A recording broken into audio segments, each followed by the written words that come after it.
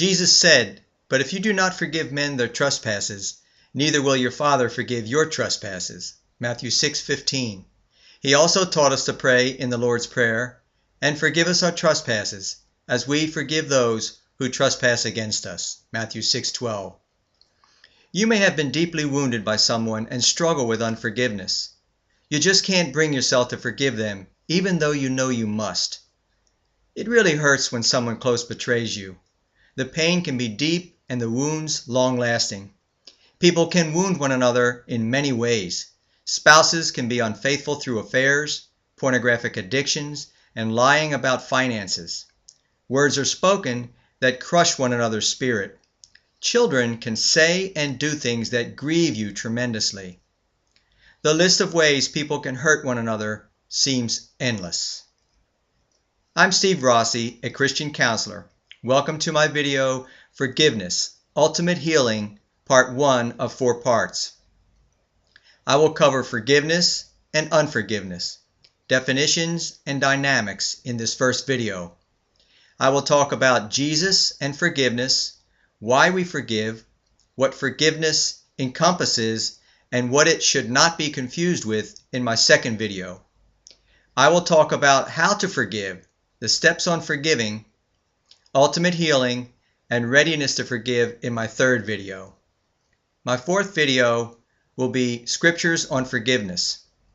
These short videos are designed for the Christian community. I pray that you are encouraged and blessed by them. I pray that you live victoriously in Christ. My website is www.thechristiancounselor.com. Our pain from offenses against us can turn into anger, bitterness, resentment, and unforgiveness. They can consume us from the inside like a cancer. Unless these hurts are addressed and resolved, we can become enslaved by hatred and hardness of heart, victimized by our own unwillingness to forgive. Sinful actions hurt others, and this hurt often begets more pain as the offended seeks vengeance in retaliation against the offender. Pain and torment are perpetuated by unforgiveness. We all need God's healing and forgiveness in our lives. As Christians, we know that the cornerstone of our faith is forgiveness. We don't have to be slaves to sin daily, and we can forgive with God's help. We know as Christians God requires that we forgive. Mark 11:26. The forgiveness is a critical component of the healing process. It is hard work, but doable only with Jesus Christ. What is forgiveness? How does it work? And how do we forgive? How do we walk in a constant state of forgiveness? I will address these questions and more as I examine forgiveness and ultimate healing in these videos. Unforgiveness, definition and dynamics. Forgiveness is no longer holding what someone did to you against them. Unforgiveness is keeping a grudge or holding on to the ill will, that's the bitterness and resentment, you have towards that person who hurt you. For example, former spouses hate each other for things that they did to one and each other when they were married. They go on for years harboring unforgiveness. They stay angry at one another forever. Unforgiveness creates many problems.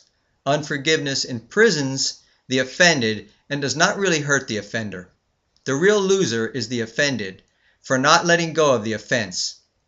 The mental torment affects them because they live with the bitterness. Your emotional and spiritual growth is blocked when you live with unforgiveness. It prevents you from getting to what God has next for you. Unforgiveness grieves God and hinders our prayers. God will not forgive us unless we forgive others. Matthew 6:14. Unforgiveness affects our relationships with family and friends. We are not fully available to others mentally and emotionally when we are consumed with resentments. Unforgiveness brings mistrust, anger, and emotional issues into our future relationships. Unforgiveness poisons the well. The most sad and dangerous part of unforgiveness is that it blocks us from experiencing a full relationship with Christ. It hinders our growth and steals our freedom and joy in Christ. Unforgiveness, bitterness, and resentments can predispose all of us to all kinds of physical and emotional problems. Depression, anxiety, and anger problems, etc., can be rooted in unforgiveness.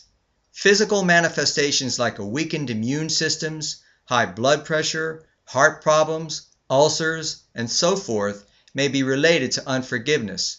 Now, this doesn't mean that every physical illness is caused by unforgiveness, but that many are predisposed by it. Common reasons we don't forgive. The offense was too great. He or she won't accept responsibility for the offense. He or she isn't truly sorry. He or she never asked to be forgiven. He or she will do it again. He or she did it again. I don't like him or her. If I forgive the offense, I'll have to treat the offender well. Someone has to punish him or her. Something keeps me from forgiving. I'll be a hypocrite if I forgive, because I don't feel like forgiving. I'll forgive, but I won't ever forget.